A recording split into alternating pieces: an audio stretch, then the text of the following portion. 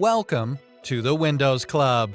If your keyboard stops working suddenly, as if it's been locked, then either read through this article on the website or simply watch this video. I will guide you through the resolutions.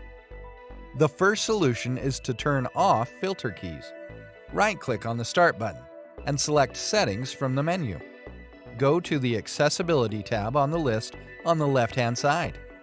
In the right pane, scroll down and click on Keyboard. Now, turn off the switch associated with filter keys.